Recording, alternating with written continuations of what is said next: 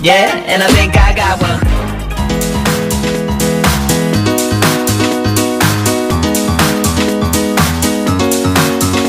જો ક્વેશ્ચન શું આપ્યો છે, ધરા સ્થિતિમાં રહેલા એક હાઇડ્રોજન પરમાણુને 975 એંગસ્ટ્રોમ તરંગ લંબાઈ ધરાવતા એક રંગી પ્રકાશ વડે ઉત્તેજિત કરવામાં આવે છે, તો તેના વર્ણપટમાં કેટલી વર્ણપટ રેખાઓ મળે? હવે જો તમે આટલો પ્રકાશ વડે ઉત્તેજિત કરો એટલે આ પ્રકાશની ઉર્જા શું લખાય? HF બરાબર hc/e લેમ્ડા ઇલેક્ટ્રોન વોલ્ટમાં લખીએ, અને માટે hc/e ની કિંમત 12.42 ગુણ્યા 10⁻⁷ અને છેદમાં 975 ગુણ્યા 10⁻10 એટલે 9.75 અહીંયા 975 લખીએ તો અહીંયા -7 લખાય, કેન્સલ, એટલે આ 12.75 ઇલેક્ટ્રોન વોલ્ટ ઉર્જા આવે. હવે સમજો, હાઇડ્રોજન પરમાણુમાં ધરા સ્થિતિ એટલે કક્ષા નંબર 1, પછી બીજી કક્ષા, પ્રથમ ઉત્તેજિત, પછી ત્રીજી કક્ષા અને ચોથી કક્ષા.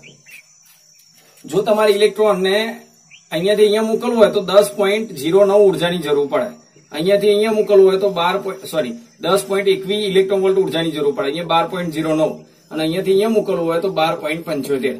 મતલબ કઈ કક્ષામાં જશે ઇલેક્ટ્રોન? ચોથી કક્ષામાં. આ તો હાઇડ્રોજન પરમાણુ ચોથી કક્ષામાં ઉત્તેજિત થશે. હવે ચોથામાંથી કેટલી વર્ણપટ રેખાઓ ઉત્સર્જિત થાય? તો વર્ણપટ રેખાઓની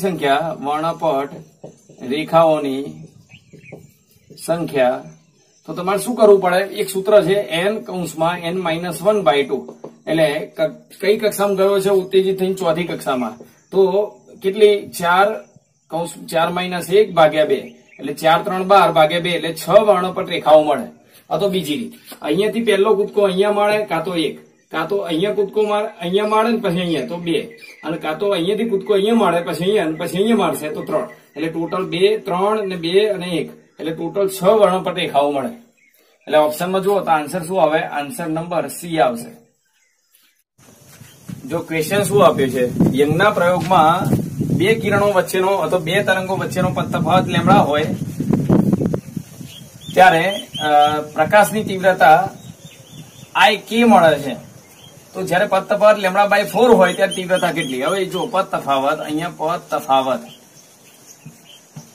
પદ તફાવત એ લેમ્ડા હોય ત્યારે તીવ્રતા k મળે છે. જો પદ તફાવત λ/4 હોય તો તીવ્રતા કેટલી, જે આપણે શોધવાની છે. હવે એક કામ કરો, તો તીવ્રતાનું સૂત્ર શું થાય? I બરાબર, ધ્યાનથી જોજો, અહીંયા I બરાબર I0 cos² k R2 - R1/2. જ્યાં R2 - R1 ને શું કહેવાય? પદ તફાવત. તો I બરાબર I0 cos² k એટલે 2π/λ, k ની જગ્યાએ 2π/λ, અને R2 - R1 એને પદ તફાવત કહેવાય, એટલે ત્યાં λ/2. લેમ્ડા કેન્સલ, 2 કેન્સલ, એટલે cos π ની કિંમત cos π એટલે -1 એનો વર્ગ એટલે +1 એટલે I0. તો આની તીવ્રતા I0 બરાબર k થઈ, જે k તીવ્રતા છે. હવે શું થાય? હવે ફરીથી I' એટલે k', હવે તીવ્રતા નવી k' છે. ક્યારે? I0 cos² k ની જગ્યાએ 2π/λ, અને પદ તફાવત કેટલો? λ/4, અને નીચે 2 તો છે જ, તો જો અહીંયા 2 કેન્સલ, લેમ્ડા કેન્સલ, તો π/4. હવે cos π/4 ની કિંમત 1/√2, cos π/4 π/4 એટલે 1/√2 એનો વર્ગ એટલે 1/2. તો k' બરાબર I0/2, પણ I0 બરાબર શું લખાય? k લખાય, એટલે k/2. I0 ની જગ્યાએ k, સમીકરણ 1 પરથી. તો જુઓ તો શું આન્સર આવ્યો? k/2. એટલે ઓપ્શન જુઓ તો કયો આન્સર આવશે? સી. આન્સર નંબર સી આવશે. જો ક્વેશ્ચન શું આપ્યો છે, દૂર રાખેલા એક પ્રકાશ ઉદ્ગમમાંથી 600 નેનોમીટર તરંગ લંબાઈ વાળો એક પ્રકાશ એ 1 મિલીમીટર પહોળાઈની સ્લીટ પર આપાત થાય છે. જો આ બંને મીટરમાં હું કરી દઉં 10⁻⁹ મીટર. આના વડે મળતી વિવર્તન બાદ એ પડદાથી સ્લીટથી 2 મીટર દૂર રાખેલા પડદા પર, જો રકમમાં ભૂલ છે ત્યાં સ્લીટથી 2 મીટર દૂર પડદો, એવું એટલે 2 મીટર લખેલું નથી, દૂર રાખેલા પડદા પર મળે છે. તો મધ્યસ્થ પ્રકાશી શલાકાથી બંને બાજુની પ્રથમ અપ્રકાશી શલાકા નું અંતર શોધો. તો જો આપણે એક કામ કરો, મધ્યસ્થ પ્રકાશિત શલાકાથી પ્રથમ અપ્રકાશિત સલાકાનું અંતર. ચલો, તો મધ્યથી પ્રથમ અપ્રકાશિત સલાકાનું અંતર શું હતું સૂત્ર એનું? તો અપ્રકાશિત સલાકા એટલે ન્યૂનતમ કહેવાય ને, પ્રથમ ન્યૂનતમ. અને પ્રથમ ન્યૂનતમ માટે lambda capital D upon small d, N lambda capital D upon small d, પણ પ્રથમ માટે એન બરાબર હોય. ન્યૂનતમ માટેની શરત છે વિવર્તનમાં. ચલો, પછી બંને બાજુનું ગણીએ તો બંને બાજુ માટે તો ઉપર નીચે ગણાય, તો ઉપરનો x નીચેનો x એટલે 2x થઈ જાય, એટલે 2 lambda capital D upon small d. હવે અહીંયા કિંમતો મૂકી દો તો લેમડા કેટલો છે? 600 ગુણ્યા 10⁻9 ઘાત. કેપિટલ ડી કેટલો છે? 2 મીટર, જે રકમમાં ભૂલ આપી દે. અને સ્મોલ ડી કેટલો છે? 10⁻3. તો તમે જો અહીંયા કેટલો આવશે? 6 ગુણ્યા 2 એટલે 12, 12 2 ગુણ્યા 2 એટલે 24. આ 10⁻2 અને આ 3 ઉપર છે તો 10⁻5. 5 એટલે 9 માંથી બાદ થાય તો 10⁻4 ઘાત મીટર. હવે મિલીમીટરમાં કરવું હોય તો શું થાય? જુઓ તો મિલીમીટર તો સેન્ટીમીટર, એક કાઢી નાખો એટલે 2.4 10⁻3 ઘાત મીટર, અને આને કહેવાય 2.4 મિલીમીટર. એટલે બંને બાજુ અપ્રકાશિત સલાકાનું અંતર 2.4 મિલીમીટર થાય. તો ઓપ્શનમાં જુઓ તો આન્સર કયો આવશે? આન્સર નંબર ડી આવશે. આગળનો ક્વેશ્ચન શું આપ્યો છે? કોઈ કણની ગતિ ઉર્જા પ્રારંભિક ગતિ ઉર્જાના 16 ગણી કરવામાં આવે તો તેની ડી બ્રોગલી તરંગ લંબાઈમાં કેટલા ટકા ફેરફાર થાય? આ પર્સન્ટેજમાં ફેરફાર આપણે લાવવાનો છે. જો ડી બ્રોગલી તરંગ લંબાઈનું સૂત્ર શું થાય? લેમડા બરાબર h અપન અંડર રૂટ 2me, એટલે કે ઉર્જાનો 2m કે ઉર્જા માટે કે લખ્યું છે તો કે રાખો. ચલો, તો લેમડા ચલે છે 1 અપન અંડર રૂટ કે. હવે ગતિ ઉર્જા માટે શું થાય? તો જો આ એક કામ કરો, લેમડા 2 અપન લેમડા 1, તો અહીંયા શું લખાશે? અંડર રૂટ વ્યસ્ત સંબંધ છે એટલે k1 અપન k2. ચલો, k2 શું થશે? તો k1 એમને અને k2 બરાબર 16 k1 કેન્સલ એટલે 1/4. હવે શું કરીશું? તો જો આને પર્સન્ટેજમાં ફેરફાર લાવવો હોય તો ઉપર લેમડા 2 માઇનસ લેમડા 1 અપન લેમડા 1 એટલે વિયોગ પ્રમાણનો નિયમ વાપરીશું. તો 1 - 4/4 એટલે કેટલા થાય? -3/4. હવે પ્રતિશત એટલે જો આને ડેલ્ટા લેમડા કહેવાય અપન લેમડા 1, અને પર્સન્ટેજ એટલે ગુણ્યા 100. તો એ જ રીતે મૂલ્યમાં લખીએ તો 3/4 ગુણ્યા 100, અને એને કહેવાય તો જો આ 300/4 એટલે 75% આવે. એટલે 75% દ બ્રોગલી તરંગ લંબાઈમાં ફેરફાર થાય. એટલે ઓપ્શનમાં જુઓ તો આન્સર કયો આવશે? આન્સર નંબર બી આવશે, 75%. જો ક્વેશ્ચન શું આપેલો છે? ધાતુની એક સપાટી પર આપાત થતા પ્રકાશની ઉર્જામાં 20% વધારો કરવામાં આવે તો ઉત્સર્જાતા ફોટો ઇલેક્ટ્રોનની ગતિ ઉર્જા 0.5 ઇલેક્ટ્રોન થી વધીને 0.8 ઇલેક્ટ્રોન વોલ્ટ થાય છે. તો તે ધાતુનું વર્ક ફંક્શન ગણો. હવે ચલો, પહેલા ઉર્જા HF હોય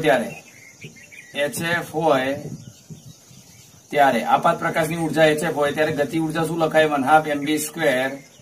એ ગતિ ઉર્જા કેટલી છે? 0.5 બરાબર HF - 5.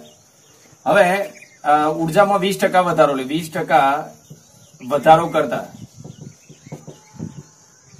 આ જે HF છે, HF માં 20% વધારો એટલે નવી ઉર્જા શું લખાય? બરોબર, જો એ વખતે ગતિ ઉર્જા ઉત્સર્જાતા ઇલેક્ટ્રોનની ગતિ ઉર્જા 0.5 થી વધીને 0.8 થઈ જાય છે, અને ઉર્જા કેટલી?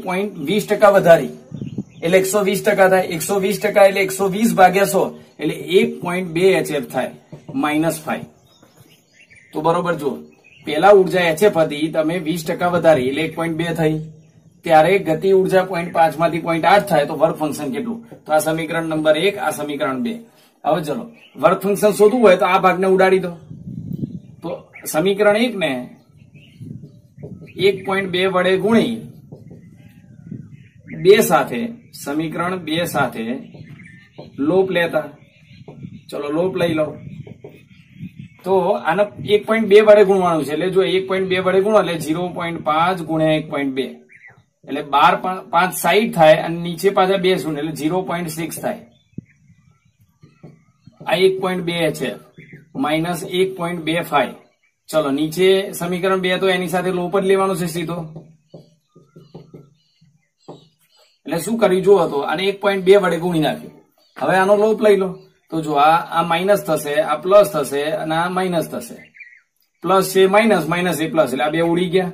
ચલો, તો 0.6 માંથી 0.8 એટલે -0.2. આ બાજુ -1.25 1.25 માંથી 1 એટલે 0.25 અને પાછું મોટી સંખ્યા માઇનસ છે એટલે આગળ માઇનસ, તો માઇનસ માઇનસ કેન્સલ એટલે 5 બરાબર કેટલો આવે 1 ઇલેક્ટ્રોન વોલ્ટ, એટલે આન્સર 1 ઇલેક્ટ્રોન વોલ્ટ આવે. તો ઓપ્શનમાં જુઓ તો શું આન્સર આપ્યો છે? Answer number B. જો ક્વેશ્ચન શું આપેલો છે, કોઈક અર્ધવાહક રચના માટે વી વિરુદ્ધ આઈની લાક્ષણિકતાનો આલેખ દર્શાવ્યો છે. આકૃતિમાં આલેખ બતાવેલો છે. તો નીચેનામાંથી કયું વિધાન સાચું હશે? તો પેલા જે આલેખ છે એ સોલર સેલ માટેનો છે, થિયરી આધારિત પ્રશ્ન છે, અને તમને ખબર છે થિયરીમાં કે આ શું દર્શાવે છે? ઓપન સર્કિટ વોલ્ટેજ અને શોર્ટ સર્કિટ પ્રવાહ દર્શાવે છે. એટલે આન્સર શું આવે? આન્સર નંબર અહીંયા આન્સર નંબર કયો આવશે? એ. ઓપન સર્કિટ વોલ્ટેજ અને શોર્ટ સર્કિટ પ્રવાહ. આગળનો ક્વેશ્ચન શું આપ્યો છે? પીએન જંકશનનું પોટેન્શિયલ બેરિયર એ ખાલી જગ્યા પર આધાર રાખે છે. ઓપ્શનમાં શું આપ્યું છે? એક અવાહક દ્રવ્યના પ્રકાર, ડોપિંગની માત્રા અને તાપમાન પર. તો આપણને ખબર જ છે થિયરી આધારિત પ્રશ્ન છે, ત્રણેય પર આધાર રાખે, અને માટે આન્સર શું આવે? આન્સર નંબર ડી આવશે. અહીંયા આન્સર નંબર ડી. જો ક્વેશ્ચન શું આપ્યો છે? એક રેડિયો એક્ટિવ સમસ્થાનિક એક્સ નો અર્ધ આવ્યો 1.4 × 10⁹ વર્ષ છે, અને તેનું વિભંજન થવાથી સ્થાયી તત્વ વાય બને છે. એટલે એક્સ માંથી સ્થાયી તત્વ વાય બને છે. કોઈ ગુફાના ખડકના નમૂનામાં આનો ગુણોત્તર 1:7 મળે છે. તો આ ખડકની ઉંમર કેટલી હશે? હવે સમજો બરોબર. આ કોઈ એક સમય એવો છે કે જેમાં એક્સ 1 જેટલો વધ્યો અને વાય 7 થઈ ગયો. એટલે પહેલા એક્સ કેટલો હતો? શરૂઆતમાં 8 હશે, ત્યારે વાય 0 હશે. એટલે આપણે એવું લખી શકીએ સમય, અહીંયા લખીએ સમય, અહીંયા લખીએ એક્સ અને અહીંયા લખીએ વાય. ચલો, પેલા 0 સમય એક્સ કેટલો હતો? 8 જેટલો, અને આ કેટલો હતો? 0. ધીમે ધીમે વિભંજન થઈ વાય બનતો જાય. એટલે જો પેલા અર્ધાયુ જેટલો સમય, પેલા અર્ધાયુમાં અડધો થાય એટલે 4, તો આ કેટલો થાય? 4. ચલો, બીજા અર્ધાયુ જેટલા સમયમાં આ કેટલો થશે? 2, તો આ કેટલો થશે? 6. પછી ત્રીજા અર્ધાયુ જેટલા સમયમાં કેટલો થાય? તો આ 1 અને આ થાય 7. એટલે જુઓ તો 1:7 નો રેશિયો આવે એ વખતે સમય કેટલો હતો? તો એ વખતનો સમય 3 અર્ધાયુ જેટલો થાય. તો 3 અને અર્ધાયુનો સમય 1.4 × 10⁹, એટલે 14×3 = 42, એટલે 4.2 × 10⁹ વર્ષ આટલો સમય લાગે 1:7 નું પ્રમાણ થતા. બરોબર. એટલે ઓપ્શનમાં આન્સર શું આવે? 4.2 × 10⁹ વર્ષ. જો આગળનો ક્વેશ્ચન શું આપે છે? દરેકની ચુંબકીય ચાકમાત્રા m છે એવા 4 જુદી જુદી રીતે ડાયપોલને ગોઠવેલા છે. જો હું અહીંયા આકૃતિમાં બતાવું છું, તમારે એક અગત્યની બાબત યાદ રાખવાની, ઝડપથી સોલ્વ થઈ જાય આ પ્રશ્ન. જો લાંબી લાંબી રીતો કરીને કઈ મતલબ નથી, સરળતાથી ઓછા ટાઈમમાં પૂરું કરવાનું છે આપણે. ચલો, તો એક ડાયપોલ આ રીતે ગોઠવેલો છે. હવે આની ચુંબકીય ચાકમાત્રા જો આ ચુંબકીય ચાકમાત્રાની દિશા S થી N તરફ હોય તો આની એમ આની એમ, તો પરિણામી ડાયપોલ મોમેન્ટ વચ્ચે આવે. અને કેટલી? 90 નો ખૂણો છે એટલે √2 ગણી થાય. ચલો, પછી બીજી આકૃતિમાં કેવી રીતે આપ્યું છે? આ પ્રમાણે છે. આકૃતિ બાજુમાં દોરેલી છે જો રકમમાં, તમે ધ્યાનથી જુઓ, S થી N, S થી N, તો બંને વિરુદ્ધ દિશામાં થઈ એટલે પરિણામી ડાયપોલ મોમેન્ટ 0 થઈ જાય. પછી ત્રીજી આકૃતિમાં જુઓ, અહીંયા S થી N,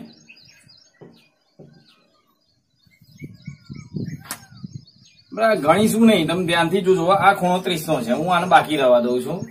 અને અહીંયા જુઓ, તમે આ બીજી આ રીતે ડાયપોલ ગોઠવેલા છે આમ S થી N, અને આ પ્રમાણે છે S થી N. અહીંયા ખૂણો 60 નો છે. હવે 60 નો ખૂણો હોય તો આપણને ડાયપોલ મોમેન્ટ ખબર જ છે, √3 ગણી થાય. 90 નો હોય તો √2 ગણી, 60 નો હોય તો √3 ગણી. તો એનો મતલબ એવો થયો 0 ના ખૂણે ડાયપોલ મોમેન્ટ 0. પછી ખૂણો થોડો વધ્યો, સોરી આ 0 નો ખૂણો નહીં, 180 નો ખૂણો છે. જો વિરુદ્ધ દિશામાં છે, 180 ના ખૂણે ડાયપોલ મોમેન્ટ 0 થઈ, એટલે 180 ડિગ્રી નો ખૂણો હોય એટલે ડાયપોલ મોમેન્ટ 0. 90 નો ખૂણો ડાયપોલ મોમેન્ટ √2 ગણી, એટલે 1.41, √2 એટલે 1.41 ગણી. પછી 60 નો ખૂણો તો 1.73. તો મતલબ જેમ જેમ ખૂણો ઘટતો જાય એમ ડાયપોલ મોમેન્ટ વધતી જાય છે. તો મહત્તમ ડાયપોલ મોમેન્ટ કઈ સ્થિતિમાં આવે? તો જો ખૂણો સૌથી ઓછો અહીંયા 30 નો છે, અને માટે ડાયપોલ મોમેન્ટ મહત્તમ અહીંયા આવે. એટલે અહીંયા ડાયપોલ મોમેન્ટ કેવી થશે? મહત્તમ. બરોબર. ઓપ્શન નંબર કયો આવશે? આન્સર નંબર સી આવશે. તમારે ગણવું હોય તો હું એક સૂત્ર લખી આપું છું, યાદ રાખજો. ડાયપોલ મોમેન્ટ M બરાબર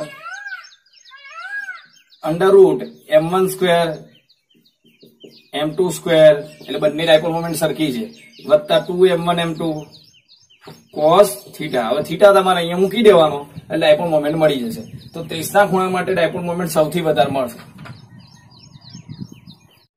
જો આગળનો ક્વેશ્ચન શું આપ્યો છે, કોઈ એ મીટરના મુખ્ય પ્રવાહના, કોઈ એ મીટરનો મુખ્ય પ્રવાહ આવી છે, એના 0.2% પ્રવાહ એ ગેલ્વનોમીટર માંથી પસાર થાય છે, અને ગેલ્વનોમીટરના ગૂંચળનો અવરોધ G હોય તો આ એ મીટરનો અવરોધ કેટલો થાય એ આપણે ગણવાનું છે. હવે ધ્યાન આપજો. તો પેલા IG બરાબર શું થાય, તો 0.2 ભાગ્યા 100 I થાય. તો I બરાબર શું થાય, I બરાબર તો 100 ભાગ્યા 0.2 IG. હવે આને કેવી રીતે લખાશે ધ્યાનથી જોજો. આ પોઈન્ટ કાઢ નાખો તો 1000 ભાગ્યા 2 એટલે 500 IG થશે.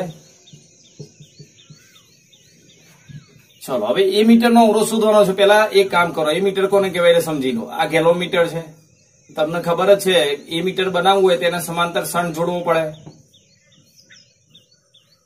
તો આ જે ભાગ બન્યો એ મીટર કહેવાય. તો એ મીટરનો અવરોધ શું થાય, એ મીટરનો અવરોધ બરાબર G × S અપન G + S. બે સમાંતર જોડાણ છે એટલે ઉપર ગુણાકાર નીચે સરવાળો. તો પેલા એક કામ કરો, શન્ટ શોધી નાખો. શન્ટ S બરાબર IG × G અપન I - IG. બરોબર ને, આના પરથી આપણે શન્ટ શોધી કાઢીએ. તો IG × G અને નીચે I ની જગ્યાએ 500 IG - IG. I ની કિંમત આપણે નીચે મૂકી દીધી. ચલો 500 માંથી એક બાદ કરો એટલે 499 IG × G, અહીંયા 499 IG. તો IG કેન્સલ થઈ જશે, તો G બાય 499. આવો જવાબ શન્ટ આવશે. હવે શન્ટ આવી ગયો તો આપણે તો શું શોધવાનું છે, એ મીટરનો અવરોધ. તો એ મીટરનો અવરોધ આ સૂત્ર રહ્યું છે, એ મીટરનો અવરોધ, એ મીટરનો અવરોધ બરોબર, એ મીટરનો અવરોધ R એ બરાબર, ચલો શન્ટની કિંમત મૂકી દઈએ તો G M નો M અને શન્ટની કિંમત G બાય 499, નીચે G પ્લસ અહીંયા G બાય 499. હવે એક કામ કરો, ઉપર G સ્ક્વેર, ઉપર G સ્ક્વેર, નીચે 499 અને અહીંયા લસા લઈ લો એટલે 499 વત્તા 1 એટલે 500 G અપન 499. 499 કેન્સલ, એક G કેન્સલ, તો શું આવે G બાય 500. તો જુઓ તો ઓપ્શનમાં શું આન્સર આવ્યો, એ મીટરનો અવરોધ G બાય 500 એટલે કયો ઓપ્શન આવશે, option number C. Answer number C આવશે. જો ક્વેશ્ચન શું આપે છે, જો ઓબ્જેક્ટિવની કેન્દ્ર લંબાઈ વધારવામાં આવે, માઇક્રોસ્કોપ અને ટેલિસ્કોપના મેગ્નિફાઇંગ પાવર શું થાય, વધે કે ઘટે, એ 4 ઓપ્શન માંથી નક્કી કરવાનું. જો ટેલિસ્કોપ માટે શું લખાય, ટેલિસ્કોપ માટે મેગ્નિફાઇંગ પાવર M બરાબર FO અપન FE. જો FO વધે તો આ સમપ્રમાણનો સંબંધ, એટલે મેગ્નિફાઇંગ પાવર ટેલિસ્કોપ માટે વધશે. માઇક્રોસ્કોપ માટે મેગ્નિફાઇંગ પાવરનું સૂત્ર છે L અપન FO × D અપન FE. તો જો ઓબ્જેક્ટિવની કેન્દ્ર લંબાઈ વધે તો મેગ્નિફાઇંગ પાવરનો સંબંધ વ્યસ્ત, એટલે આ શું થશે, ઘટશે. તો શું જવાબ આવશે ઓપ્શનમાં જુઓ તો માઇક્રોસ્કોપનો મેગ્નિફાઇંગ પાવર ઘટશે, ટેલિસ્કોપનો વધશે, એટલે આન્સર નંબર D આવશે. જો ક્વેશ્ચન શું આપે છે, એક પ્રિઝમ કોણ A છે, આકૃતિ આપેલી છે તો પણ હું અહીંયા બાજુમાં ફરીથી દોરું છું. પ્રિઝમ કોણ A છે, તેની એક સપાટી ચાંદી ચડાવીને પરાવર્તક બનાવેલી છે અને પારદર્શક સપાટી પર, આકૃતિમાં દર્શાવ્યા મુજબ પારદર્શક સપાટી પર 2A જેટલા કોણે પ્રકાશનું કિરણ આપાત કરવામાં આવે છે.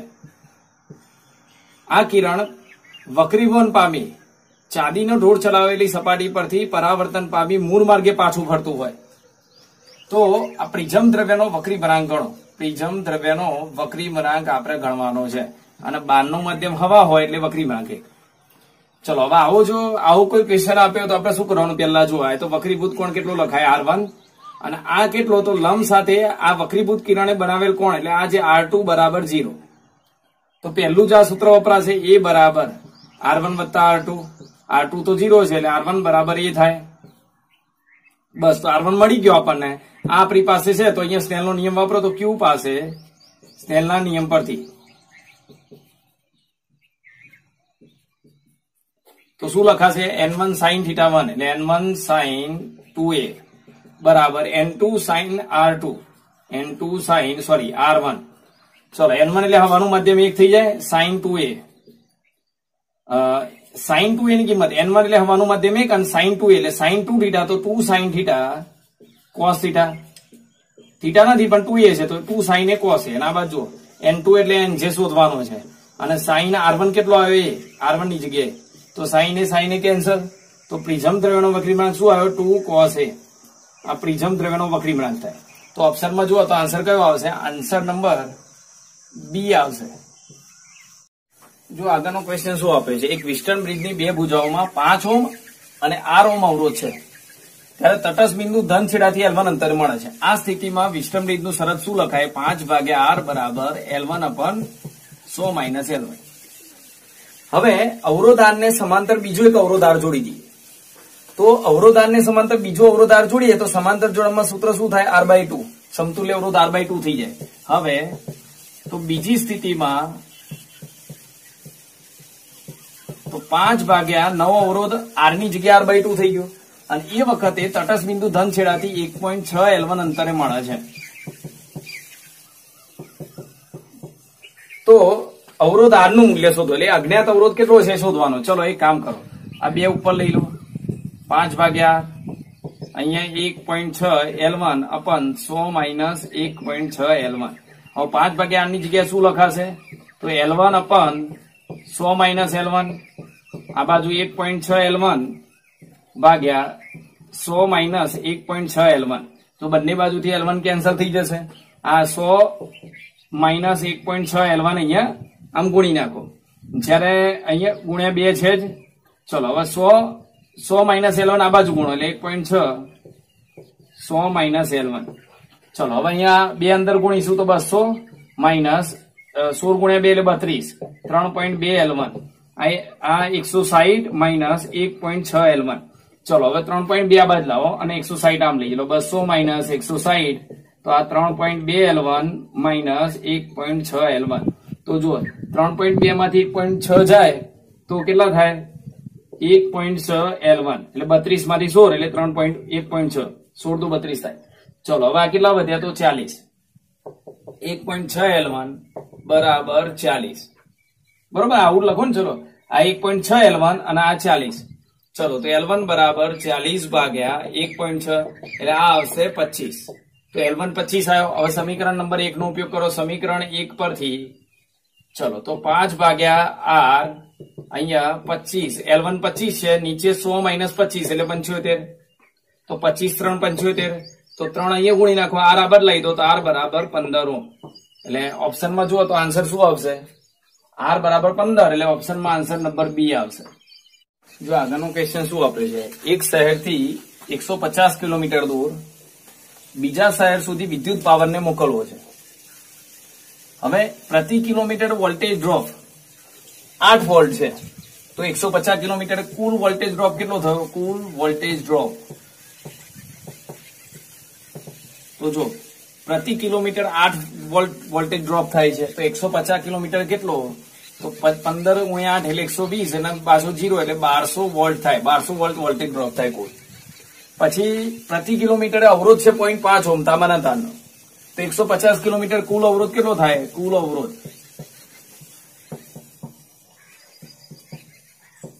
તો કુલ અવરોધ કેટલો જો હવે કુલ વોલ્ટેજ ડ્રોપ લઈ લીધો કુલ અવરોધ એટલે આ બી થઈ ગયો આ કુલ અવરોધ R તો પ્રતિ કિલોમીટરે 0.5 તો 150 કિલોમીટર કેટલો તો લગભગ 75 આવશે 75 ઓહ્મ. તો કુલ પાવર વે કેટલો થાય તો કુલ પાવર વે જે આપણે ગણવાનો છે તો v² અપન R v² એટલે 1200 નો વર્ગ અને નીચે 75 હવે 1200 નો વર્ગ એટલે 144 0000 ભાગ્યા 75 અને આ તમે ગણશો તો 19 200 આવશે વોટ. હવે આપણે કિલોવોટમાં કરવું હોય તો 19.2 કિલોવોટ, કારણ કે આ 10 ની 3 ઘાત થઈ જાય તો 19.2 કિલોવોટ. તો ઓપ્શનમાં આન્સર શું આવશે? તો ઓપ્શનમાં જે આન્સર છે આન્સર નંબર બી.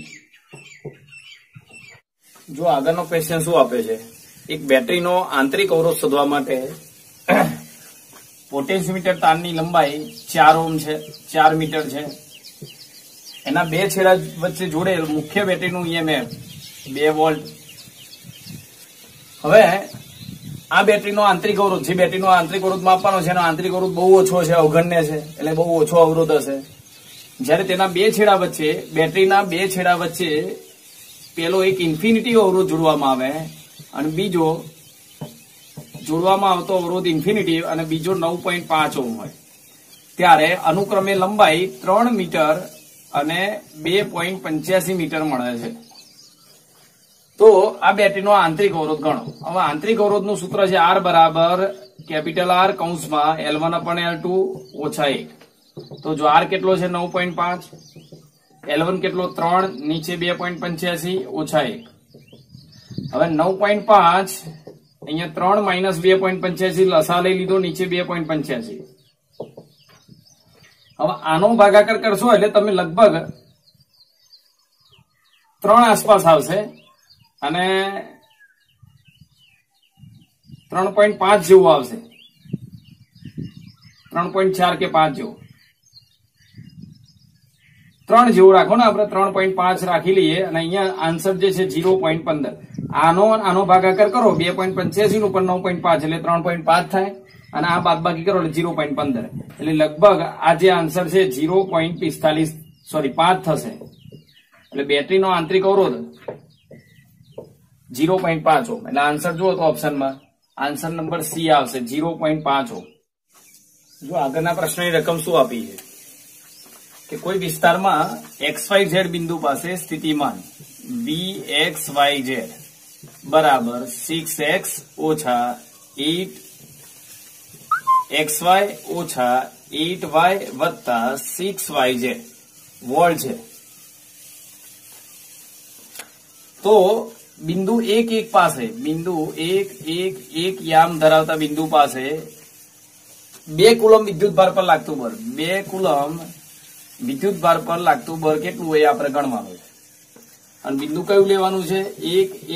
1 પાસે બળ કેટલું હોય આપણે શોધવાનું છે. ચલો એક કામ કરો, અહીંયા ધ્યાન આપજો. તો બળ આપણે શોધવું હોય તો F બરાબર Q × E. અને કયા બિંદુ પાસે? 1 બિંદુ પાસે વિદ્યુત ક્ષેત્ર કેટલું એ લાવવું પડે, ગુણ્યા Q કરવું પડે. ચલો તો વિદ્યુત ક્ષેત્ર કેવી રીતે લાવીશું?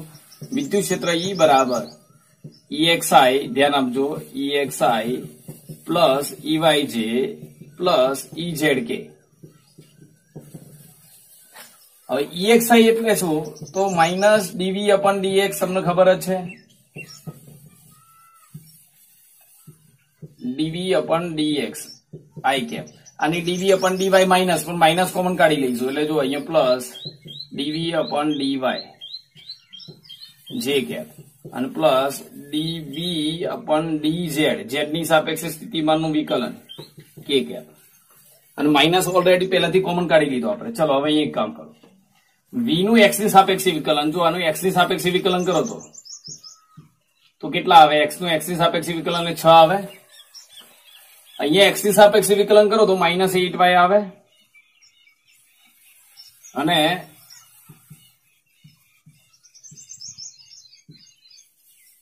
આનું x ની સાપેક્ષે વિકલન 0, આનું x ની સાપેક્ષે વિકલન 0 I.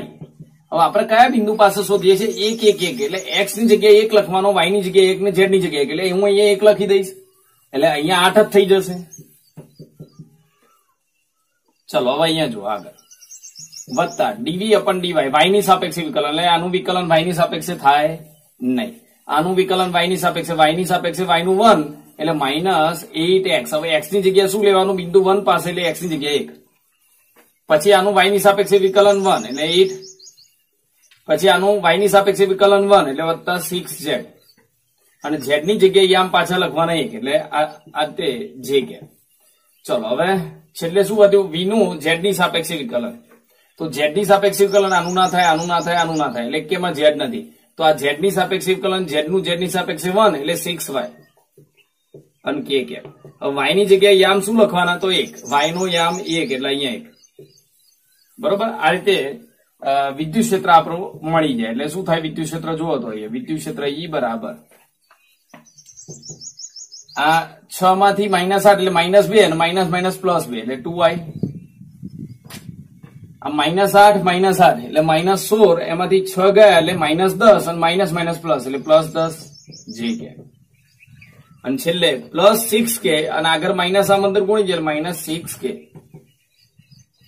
ચલો આપણે તો અહીંયા શાનો ઉપયોગ કરવાનો? વિદ્યુત ક્ષેત્રના મૂલ્યનો.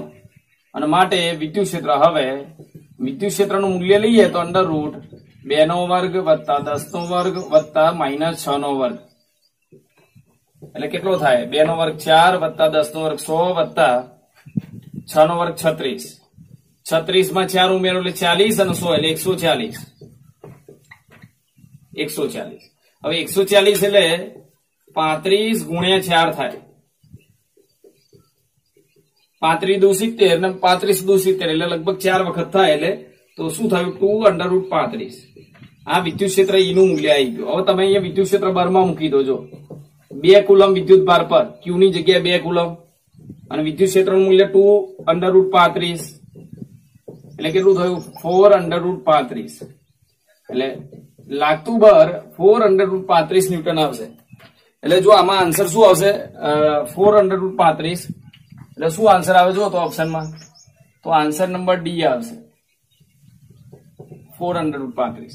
પ્રશ્ન શું આપેલો છે? જો બળ F, વેગ v, સમય t ને મૂળભૂત એકમ તરીકે લેવામાં આવે તો દરના પરિમાણ. હવે ત્રણેય રાશિનો સંબંધ દર્શાવતું જો સમીકરણ તમને ખબર હોય તો તમે આરામથી આ પ્રશ્નનો જવાબ સરળતાથી લાવી શકો. જો F બરાબર ma. મને ખબર જ છે કે વેગ અને સમય આમાં આવશે. દર પ્રવેગ બરાબર વેગ ભાગ્યા સમય. બર તો દરના પરિમાણ કેટલા થાય? તો દર m બરાબર બર ઇન્ટુ સમય ભાગ્યા વેગ. તો દર બરાબર f v⁻⁻1 અને t. એટલે આવો આન્સર આવશે. એટલે આન્સર શું આવશે? જો ઓપ્શન નંબર ડી. પ્રશ્ન શું આપેલો છે? જો બર f, વેગ v, સમય t ને મૂળભૂત એકમ તરીકે લેવામાં આવે તો દરના પરિમાણ. હવે ત્રણેય રાશિનો સંબંધ દર્શાવતું જો સમીકરણ તમને ખબર હોય તો તમે આરામથી આ પ્રશ્નનો જવાબ સરળતાથી લાવી શકો. જો f બરાબર ma. મને ખબર જ છે કે વેગ અને સમય આમાં આવશે. દર પ્રવેગ બરાબર વેગ ભાગ્યા સમય. બર તો દરના પરિમાણ કેટલા થાય? તો દર m બરાબર બર ઇન્ટુ સમય ભાગ્યા વેગ. તો દર બરાબર f v⁻⁻1 અને t. એટલે આવો આન્સર આવશે. એટલે આન્સર શું આવશે? જો ઓપ્શન નંબર ડી. જો આગળ ક્વેશ્ચન શું આપે છે? એક કણ એવી રીતે ગતિ કરે છે કે જેના xy યામ અનુક્રમે t બરાબર 0 સમયે 2, 3 છે. તો હું અહીંયા છે ને એના સ્થાન છે એ 0 સમયે 2, 3 છે એટલે 2i + 3j. પછી 2 સેકન્ડે એના યામ બરોબર. તો અહીંયા છે 6, 7 એટલે 6i + 7j અને 5 સેકન્ડે એના યામ 13, 14 છે એટલે 13i + 14j. રકમમાં તમે જોઈ શકો છો. તો 0 થી 5 સેકન્ડમાં સરેરાશ વેગ શોધો. સરેરાશ વેગ શોધવા તો 0 થી 5 સેકન્ડમાં સ્થાનાંતર ભાગ્યા સમયગાળો. સ્થાનાંતર શોધવું પડે તો 0 સેકન્ડ થી 5 સેકન્ડ સમયગાળામાં સ્થાનાંતર. તો સ્થાનાંતર બરાબર શું કરવાનું? 5 ના સ્થાનમાંથી 0 નું સ્થાન બાદ એટલે જો 13 માંથી 2 બાદ થાય એટલે 11i. 14 માંથી 3 બાદ થાય તો પણ 11i 11j. તો આ સ્થાનાંતર મળી ગયું. હવે સરેરાશ વેગ. તો સરેરાશ વેગ બરાબર સ્થાનાંતર 11i 11 કોમન કાઢી લઈએ 11i + j અને નીચે સમયગાળો 5 સેકન્ડ એટલે સ્થાનાંતર આ જે સ્થાનાંતર આવ્યું ભાગ્યા સમયગાળો 5 સેકન્ડ હતું. તો આ જવાબ આવશે. તો ઓપ્શનમાં કયો આન્સર છે? જુઓ તો ડી આન્સર આવશે. ડી. જો આગળ ક્વેશ્ચન શું આપે છે? એક પ્રક્ષેપ પદાર્થને પૃથ્વીની સપાટી પરથી સંક્ષિતિજ સાથે થીટા ખૂણે 5 ના વેગથી ફેંકવામાં આવે 5 પ્રતિ મીટર આ પૃથ્વી અને બીજા કોઈ ગ્રહ પર સંક્ષિતિજ સાથે એટલા જ ખૂણે 3 ના વેગથી ફેંકવામાં આવે.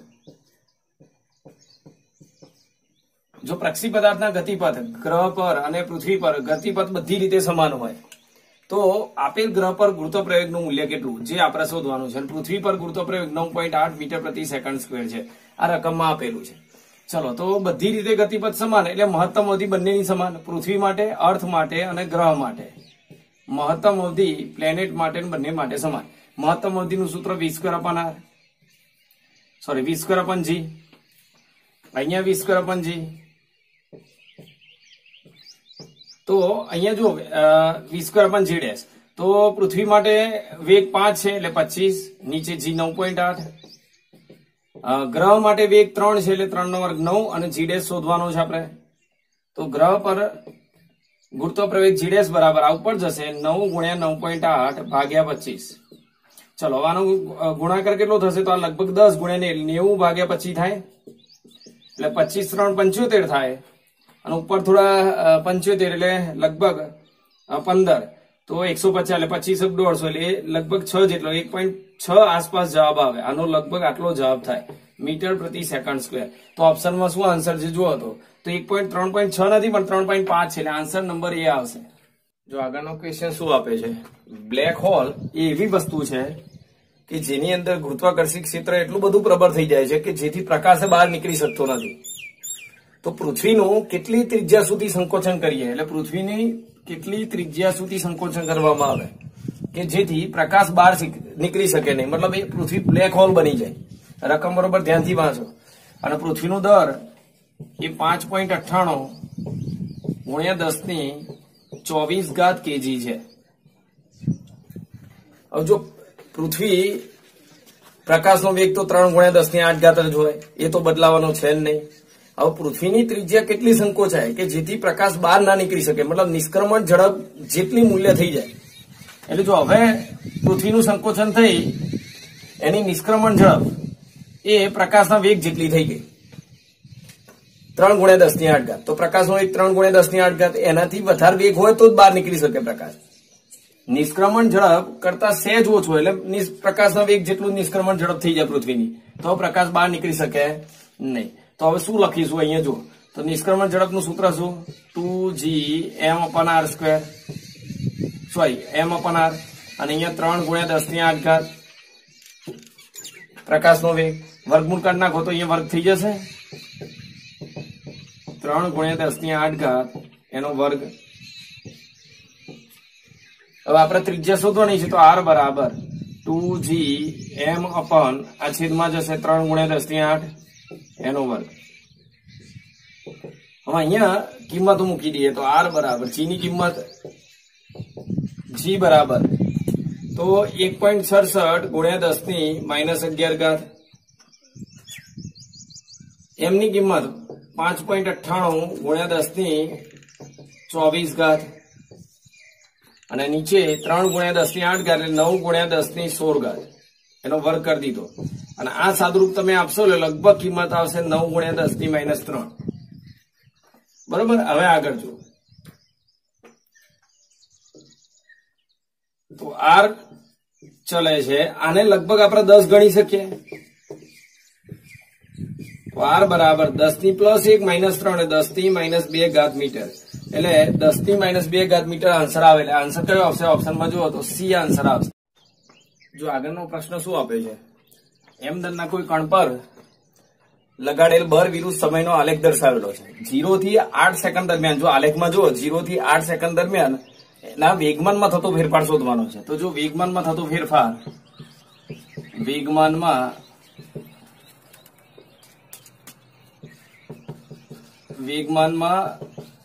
થતો ફેરફાર,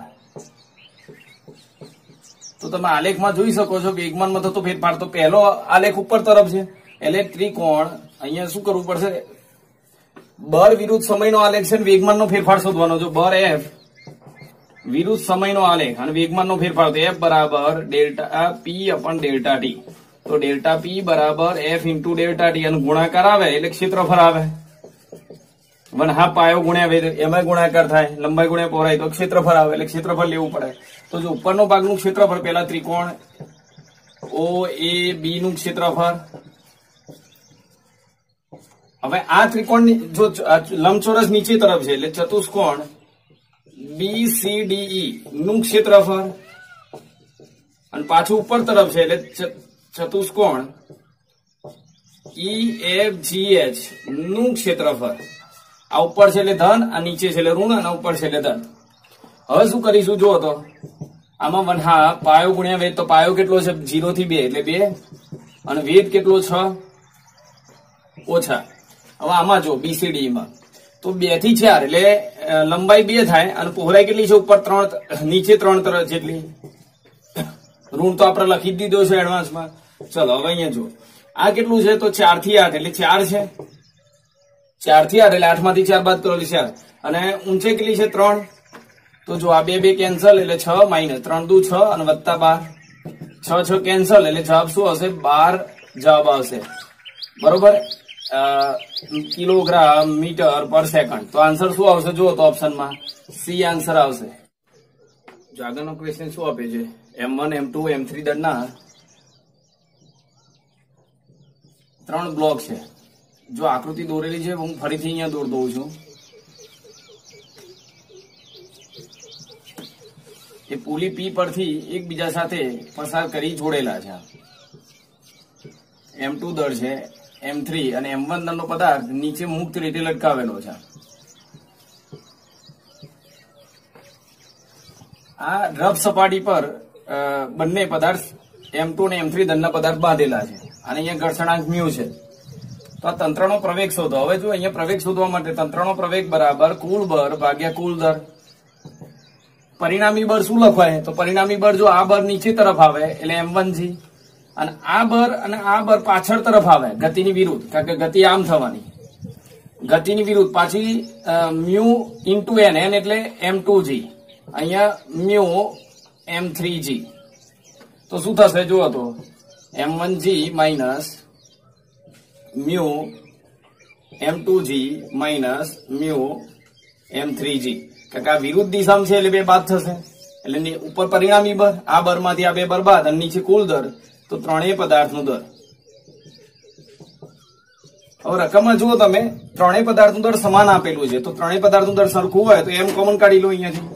તો G માઇનસ અહીંયા જો M કોમન, અહીંયા M કોમન, તો મ્યુ G 2 વખત એટલે 2 મ્યુ G, અને નીચે ત્રણેય દર સરખા છે એટલે 3M. M કેન્સલ, તો G કોમન કાઢી લો તો 1 માઇનસ 2 મ્યુ અપન 3. એટલે શું આન્સર આવશે ઓપ્શન નંબર સી આન્સર આવશે સી. જો આગળનો ક્વેશ્ચન શું આપે છે, XY સમતલમાં એક 4M દળનો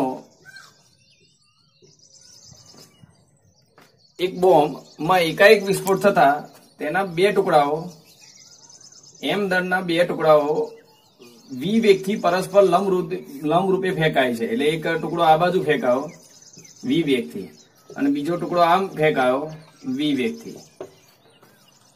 તો આ ટુકડાની ગતિ ઉર્જા શોધો. હવે સમજો જ્યારે બોમ્બ સ્થિર પડ્યો છે, હવે આમાં વિસ્ફોટ થાય એટલે 3 ટુકડા થાય, કારણ કે 2 તો રકમમાં આપેલા છે પરસ્પર લંબ. તો ત્રીજો ટુકડો ક્યાં જતો હશે, તો જો સદિશનો નિયમ આ 2 નો પરિણામી વેગ આમ હોય તો ત્રીજો ટુકડો એને વિરુદ્ધ દિશામાં જ જાય. અને કેટલા દરનો થાય, આ M દરનો, આ M દરનો, 4 માંથી 2 M નીકળી ગયા તો આ 2M દરનો હશે, અને એનો વેગ કેટલો એ આપણને ખબર નથી. તો પહેલા આનો વેગ શોધવો પડે, પછી આની ગતિ ઉર્જા આપણે ગણી શકીએ કુલ ગતિ ઉર્જા કેટલી થાય. તો ચલો એક કામ કરો, ત્રીજા ટુકડા વેગમાન સંરક્ષણનો નિયમ વાપરો. તો પહેલા બોમ્બ સ્થિર હતો, અને પછી વિસ્ફોટ થયો કેટલા ટુકડામાં, 3 ટુકડામાં, પહેલો, બીજો ટુકડો અને ત્રીજો ટુકડો. અહીંયા દિશાઓ આપેલી છે માટે સદિશ સ્વરૂપે લેવું પડશે. ચલો હવે પહેલા ટુકડા માટે અહીંયાથી લઈએ તો MV I કેપ, વેગમાન P બરાબર MV. બીજા ટુકડા માટે MV J કેપ, અને ત્રીજા ટુકડાનું આપણને ખબર નથી એટલે 2MV સદિશ, હું એને સદિશ કરી દઈશ. ચલો હવે આને એક કામ કરો, એ વિરુદ્ધ દિશામાં છે એટલે આ માઇનસ થશે, તો આને આમ લઈ લો એટલે 2MV સદિશ બરાબર આ પ્લસ થઈ જશે, આ બાદ જાય તો MVI કેપ વત્તા MV J કેપ. હવે જો બંને બાજુથી દર કેન્સલ થઈ જશે, 2 છેદમાં આવી જશે, તો V સદિશ બરાબર V ડેશ સદિશ બરાબર V/2 I કેપ વત્તા V/2 J કેપ.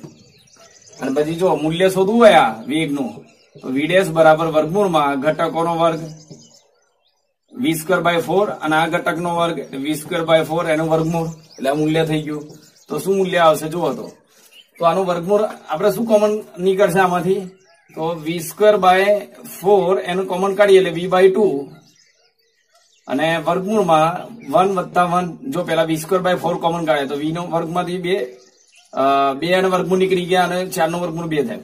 હવે આ શું થયું તો v2 અને √2 વી ડેશ બરાબર તો વી ડેશ બરાબર v/√2.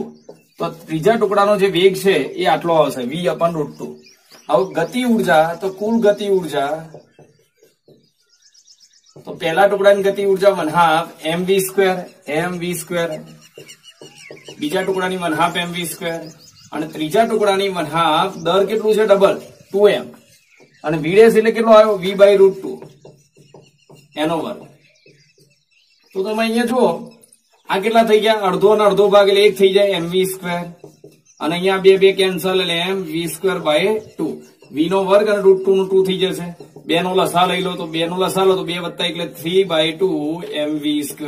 એટલે આન્સર શું આવશે જુઓ તો ઓપ્શનમાં આ કુલ ગતિ ઉર્જા આવી ગઈ તો ઓપ્શનમાં આન્સર શું આવશે બી 3/2 mv. જો આગળનો ક્વેશ્ચન શું આપે છે કોઈ એક વાયુના અણુની ત્રિજ્યા r છે તો તેનો સરેરાશ મુખ પદ ખાલીજગ્યાના વ્યસ્ત પ્રમાણમાં હોય છે. હવે જો અહીંયા બરોબર ધ્યાનથી તો સરેરાશ મુક્ત પદ L બાર બરાબર 1/√2 n પાઈ d². હવે d એટલે શું વ્યાસ તો વ્યાસ એટલે ત્રિજ્યાના ડબલ તો L બાર બરાબર સરેરાશ મુક્ત પદ બરાબર √2 n પાઈ d ની જગ્યાએ 4r². તો સરેરાશ મુક્ત પદ એ કોના વ્યસ્ત પ્રમાણમાં થયો r² ના તો r² આન્સર આવે એટલે આન્સર નંબર r² ના વ્યસ્ત પ્રમાણમાં હોય. જો આગળનો ક્વેશ્ચન શું આપે છે એક દોરીના 3 ટુકડા કરવામાં આવે છે આ રીતે એટલે 3 ટુકડા કરો એટલે L1 L2 L3 આવા 3 ટુકડા કરી દીધા. આ દરેક ટુકડાની આવૃત્તિ n1 n2 ને n3 છે. તો મૂળભૂત આવૃત્તિ સાથે આ આવૃત્તિનો સંબંધ શોધવાનો. જો આવૃત્તિનો L સાથે સંબંધ 1/L તમને ના ખબર હોય તો દોરી માટે આવૃત્તિનો સૂત્ર શું આવે v/2L. આવૃત્તિ f લખીએ છીએ આમાં ઈટા લખ્યું છે આપણે તો n નો સંબંધ આ રીતે આવે તો L ચલે છે 1/n. ચલો તો પહેલી લંબાઈ માટે શું લખાય પહેલી લંબાઈ માટે 1/n1 અને બરાબર અચળાંક ચલે છે કાઢી નાખો તો અચળાંક k લખાય. ચલો બીજા માટે k/n2 ત્રીજા માટે k/n3. હવે કુલ લંબાઈ શું લખાય તો કુલ લંબાઈ બરાબર L1 + L2 + L3. તો કુલ લંબાઈ એટલે મૂળ જે લંબાઈ હતી તો મૂળ આવૃત્તિ શું થાય n અહીંયા k બાય પહેલા ટુકડાની આ બીજા ટુકડાની અને આ ત્રીજા ટુકડાની. હવે અચળાંક કાઢી નાખો તો 1/n બરાબર 1/n1 + 1/n2 + 1/n3. તો આ મૂળભૂત આવૃત્તિનો દરેક ટુકડાની આવૃત્તિનો મૂળભૂત આવૃત્તિ સાથે સંબંધ થયો અને માટે આન્સર શું આવે ઓપ્શનમાં જુઓ તો આન્સર નંબર એ આવે. જો આગળનો ક્વેશ્ચન શું આપે છે ટ્રાફિક જામને લીધે એક મોટરસાયકલ સવાર એટલે જો અહીંયા મોટરસાયકલ સવાર છે એ 36 કિલોમીટર/h ની ઝડપથી કાર ચલાવે છે મોટર ચલાવે છે મોટરસાયકલ. હવે ટ્રાફિક ખુલવાને લીધે એટલે ટ્રાફિક ઓછો થવાને લીધે તેની આગળ એક કાર સવાર છે એટલે કાર એ 18 કિલોમીટર/h ની ઝડપથી ગતિ કરે છે અને પોતાના હોર્નમાંથી 1392 હર્ટ્ઝ આવૃત્તિ વાળો ધ્વનિ ઉત્પન્ન કરે છે. એટલે આ ઉદ્ગમ થયો અને આ સાંભળનાર એટલે લિસનર L થયો. તો જો ધ્વનિની ઝડપ 343 મીટર/સેકન્ડ હોય સાંભળનારની ઝડપ કેટલી થઈ મોટરસાયકલ સવારની 36 કિલોમીટર/h. હવે આને મીટર/સેકન્ડમાં કરીએ તો 10 મીટર/સેકન્ડ થાય. ચલો સોર્સ એટલે કારમાંથી હોર્ન વગાડે છે એટલે જો સોર્સ નો વેગ તો 18 કિલોમીટર/h તો એ થાય 5 મીટર/સેકન્ડ અને ધ્વનિનો વેગ તો આપણે લખી દીધો અને ઉદ્ગમ એટલે કારમાંથી ઉદ્ભવતા ધ્વનિની આવૃત્તિ 1392. તો આ મોટરસાયકલને ધ્વનિની આવૃત્તિ કેટલી સંભળાશે તો ડોપલર અસરનું સૂત્ર શું થાય FL બરાબર v + VL/v + VS * fs. ચલો સૂત્રમાં કિંમત મૂકીએ FL બરાબર ચલો હવે અહીંયા શું થશે વીએલ, તો વીએલ પ્લસ જ આવશે કારણ કે એલ થી એસ તરફ ગતિ છે એટલે જો 343 અને વીએલ આ પ્લસ જ આવશે કારણ કે એલ થી એસ તરફ ગતિ બંનેની એટલે બંને પ્લસ જ આવે એટલે આ 10 થાય. ચલો પછી નીચે 343 અને વીએસ એ પણ એલ થી એસ તરફ જ ગતિ છે જો અને માટે એ પણ પ્લસ થાય એટલે +5 અને ઇન્ટુ 1392 અને આનો ગુણોત્તર જો આ થશે 353 નીચે 349 અને ગુણ્યા 1392 એટલે આ જવાબ આવશે 1412 હર્ટ્ઝ. આ ગણતરી તમારે કરી દેવાની અને માટે આન્સર જુઓ તો ઓપ્શનમાં કયો આન્સર આવશે? C 1412 hertz. જો આગળનો ક્વેશ્ચન શું આપ્યો છે એ હવામાં ધ્વનિનો વેગ 340 મીટર પ્રતિ સેકન્ડ છે અને 85 સેન્ટીમીટર લાંબી એક બંધ પાઇપમાં એક છેડેથી બંધ હોય એવી પાઇપમાં સેન્ટીમીટરનું મીટર કર્યું 1250 થી ઓછી હોય એવી શક્ય પ્રાકૃતિક આવૃત્તિની સંખ્યા શોધવાની. મતલબ એ પાઇપમાં કઈ કઈ આવૃત્તિ 1250 થી ઓછી હોય એવી કેટલી આવૃત્તિઓ ઉત્પન્ન થઈ શકશે. ચલો તો મૂળભૂત આવૃત્તિ પેલા શોધી કાઢીએ. મૂળભૂત આવૃત્તિ F1 તો બંધ પાઇપ છે ક્લોઝ પાઇપ એટલે એની મૂળભૂત આવૃત્તિનું સૂત્ર આવે V/4L. V બરાબર 340 નીચે 4 અને 0.85. હવે 0.85 કરું એટલે 5 20 એટલે આ 340 જેવું થાય 3.40 જેવું એટલે આ 100 હર્ટ્ઝ આવૃત્તિ આવે મૂળભૂત આવૃત્તિ. એટલે ક્લોઝ પાઇપમાં પહેલી મૂળભૂત આવૃત્તિ 100 હર્ટ્ઝ, પછી બીજી કઈ આવે તો 3V એટલે તૃતીય હાર્મોનિક હોય. પહેલી મૂળભૂત પછી તૃતીય તો 3 ગણી એટલે અહીંયા 300, પછી પાંચમી હોય તૃતીય પછી પાંચમી આવે એટલે 5 ગણી ગુણ્યા 5 કરો એટલે 500 હર્ટ્ઝ, પછી 700 હર્ટ્ઝ, પછી 900 હર્ટ્ઝ, પછી 1100 હર્ટ્ઝ અને પછી 1300 હર્ટ્ઝ. તો 1300 એટલે 1250 થી વધી ગઈ એટલે 1250 થી ઓછી હોય એવી કેટલી આવૃત્તિ ઉત્પન્ન કરી શકો તમે જુઓ તો 3, 4, 5 અને 6 એટલે ટોટલ 6 પ્રાકૃતિક આવૃત્તિઓ ઉત્પન્ન કરી શકો. એટલે આવૃત્તિઓની સંખ્યા છે એ 6 આવે એટલે આન્સર જુઓ તો કયો આન્સર આવશે? D answer. આગળનો ક્વેશ્ચન શું આપે છે? પૃથ્વીની ગુરુત્વાકર્ષી તીવ્રતા એ પૃથ્વીના કેન્દ્રથી અંતર પર આધારિત હોય તો નીચેનામાંથી કયો આલેખ સાચો થાય? હવે ગુરુત્વાકર્ષી તીવ્રતા પૃથ્વીના બહારના બિંદુએ તો સૂત્ર શું આવે? -G_me/RE².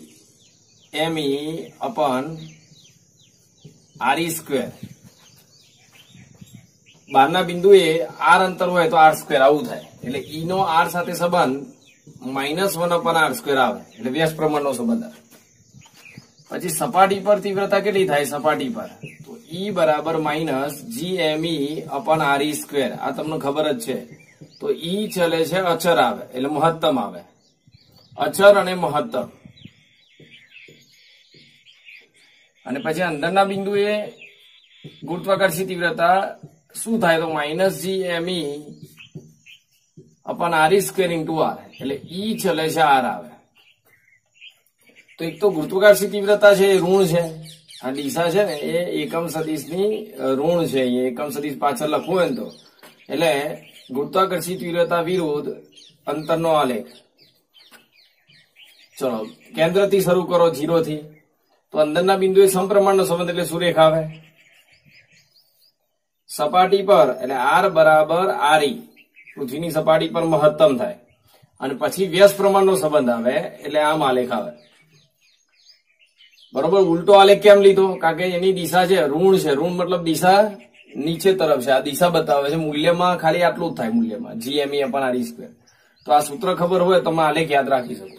તો આન્સર શું આવશે? જુઓ તો ઓપ્શનમાં આન્સર કયો આવશે? એ આન્સર આવશે. Answer number A. જો આગળનો પ્રશ્ન શું આપ્યો છે? m દરનો એક ફુગ્ગો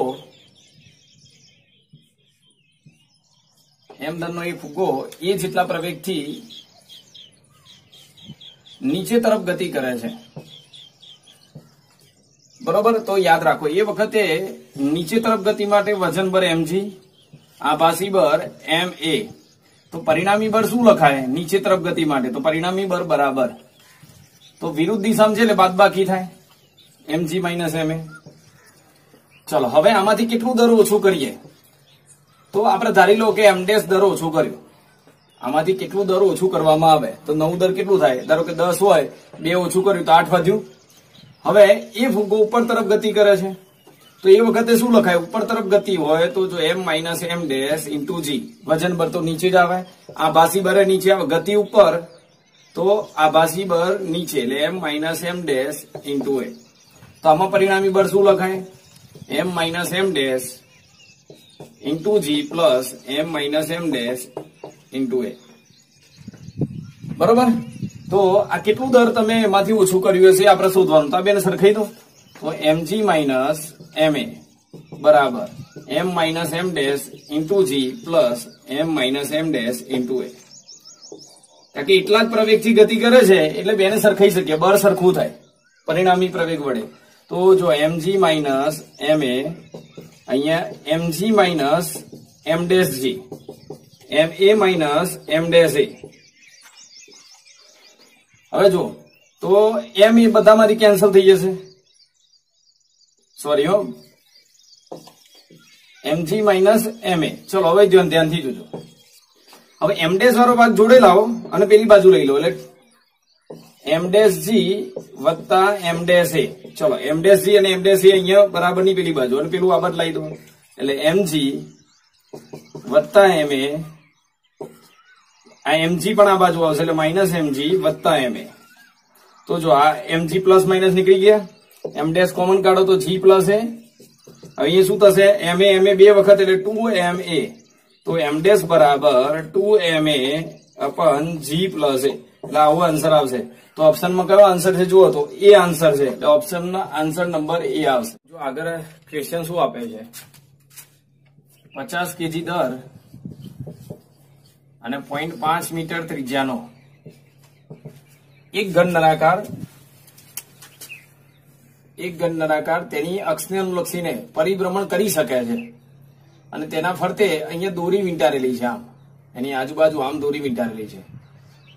દોરીના નીચેના છેડે કેટલું તણાવ લગાડવામાં આવે, અહીંયાથી કેટલું તમે તણાવ લગાડો T, કે જેથી તેમાં 2 પરિભ્રમણ પ્રતિ સેકન્ડ સ્ક્વેર જેટલો કોણીય પ્રવેગ ઉત્પન્ન થાય. હવે પેલા તો 2 પરિભ્રમણ આપણે રેડિયનમાં ફેરવી નાખીએ તો એક પરિભ્રમણ એટલે 2π જેટલું સ્થાનાંતર થાય, તો 2 પરિભ્રમણ 2 into 2π રેડિયન પ્રતિ સેકન્ડ સ્ક્વેર આ કોણીય પ્રવેગનો એકમ છે. કયો નળાકાર છે? ઘન નળાકાર. ફરીથી 50 kg દરનો એક ઘન નળાકાર છે, એની ત્રિજ્યા 0.5 મીટર છે, એના આજુ પરિભ્રમણ કરી શકે, તેની અક્ષને અનુલક્ષીને પરિભ્રમણ કરી શકે એ રીતે ગોઠવેલો છે. તેના છેડે દોરી, એની આજુબાજુ દોરી વીંટારેલી છે, દોરીના છેડે કેટલો તણાવ ઉત્પન્ન કરો કે જેથી આટલા પ્રવેગથી ફરે. ચલો પહેલા એક કામ કરો, આને ચાક ગતિ કરે એ માટે જરૂરી શું? ટોર્ક ટાઉ બરાબર I આલ્ફા. ટોર્કનું બીજું સૂત્ર શું? ટોર્ક ટાઉ બરાબર R ક્રોસ F. R એટલે ત્રિજ્યા એટલે સ્થાન સદિશ, અને F એટલે બર, તો તણાવ બળ T, અને લંબ છે એટલે sin 90 0 થઈ જાય. ટોર્ક ટાઉ બરાબર R ક્રોસ F એટલે બર એટલે તણાવ બળ લખવાનું, અને I એટલે જડત્વની ચાક માત્રા. ઘન નળાકારની જડત્વની ચાક માત્રામાં half mr square into alpha. તો તણાવ બળ T બરાબર mr સ્ક્વેર આલ્ફા પણ 2r. R નીચે લાવી દો, એક r કેન્સલ થઈ જાય તો શું આવશે? mr આલ્ફા પણ 2. તો m કેટલો છે? તો 50. r કેટલો આપે છે? 0.5. આલ્ફા કેટલો છે? 2 into 2π અને ભાગ્યા 2. હવે આ તમે ગુણાકાર કરશો તો 25 × 50 ને 3.14 એટલે 5 × 15 એટલે 157 આવશે. 157 ન્યૂટન તણાવ ઉત્પન્ન થશે. આમાં આટલો તણાવ લગાડો એટલે આટલો પ્રવેગ ઉત્પન્ન થાય, એટલે ઓપ્શન કયો આવશે? તો 157 જવાબ આવશે. જો આગળનો પ્રશ્ન શું આપે છે? થીટા દોરવાવાળા એક ધાર પરથી સરકીને અને સરક્યા સિવાય થીટા દોરવાવાળા એક ધાર પરથી સરકીને અને સરક્યા સિવાય, ફરીથી હું બતાવી દઉં છું આકૃતિમાં. અહીંયા એક ઘન ગોળો તળિયે આવે ત્યારે તેના પ્રવેગનો ગુણોત્તર. હવે સમજો, આ સરકીને આવે છે, સરક્યા સિવાય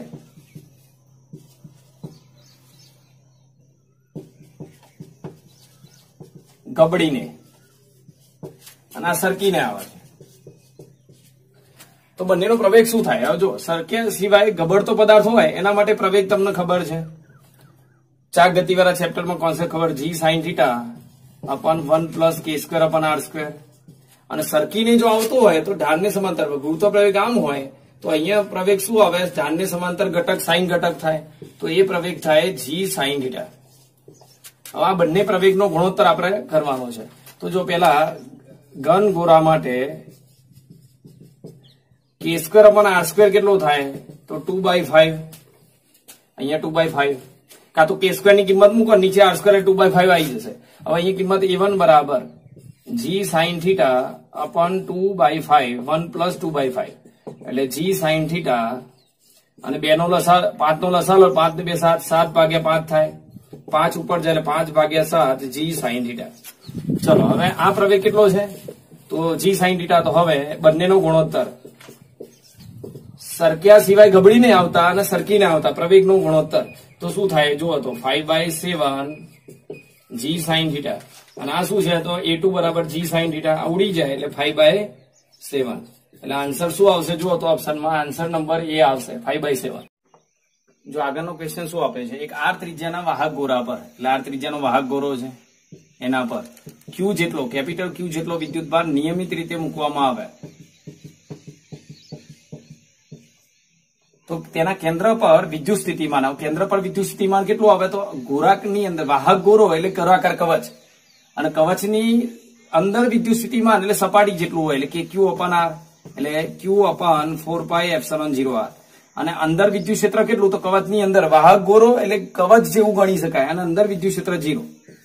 એટલે ઓપ્શન નંબર કયો આવશે? જુઓ તો બી આન્સર આવશે, આન્સર નંબર ડી. જો આગળનો ક્વેશ્ચન શું આપે છે? એક લીસી સપાટી પર કોઈ વસ્તુના દોલનનું સમીકરણ x બરાબર a cos ωt છે.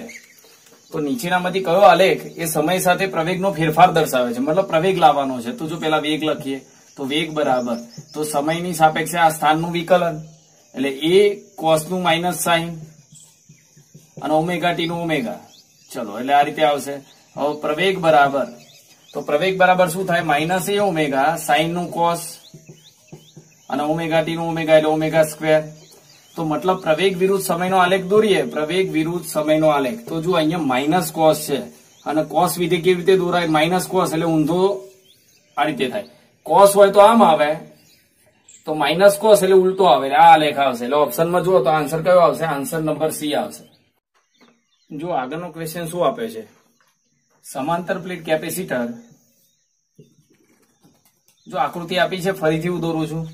બે પ્લેટ વચ્ચે બે પાતળા ડાઇલેક્ટ્રિક માધ્યમ K1 અને K2 આકૃતિમાં દર્શાવ્યા મુજબ દાખલ કરેલા છે. એટલે આ રીતે આકૃતિમાં દર્શાવ્યા મુજબ દાખલ કરી દીધા. આ K1 ડાઇલેક્ટ્રિક માધ્યમ અને આ K2 ડાઇલેક્ટ્રિક માધ્યમ. પ્લેટ P થી આ જે પ્લેટ P છે એનાથી D એટલે અંતર સાથે વિદ્યુત ક્ષેત્રમાં થતો ફેરફાર કયો આલેખ સાચી રીતે રજૂ કરે છે? તો વિદ્યુત ક્ષેત્ર વિરુદ્ધ અંતરનો આલેખ, વિદ્યુત ક્ષેત્ર વિરુદ્ધ અંતરનો આલેખ. ધ્યાનથી જોજો, અંતર D નો આલેખ. હું પ્લેટ P થી શરૂ કરીશ, અહીંયાથી જોજો ધ્યાનથી. પ્લેટ P થી શરૂ કરીને અહીંયાથી શરૂ કરીશું.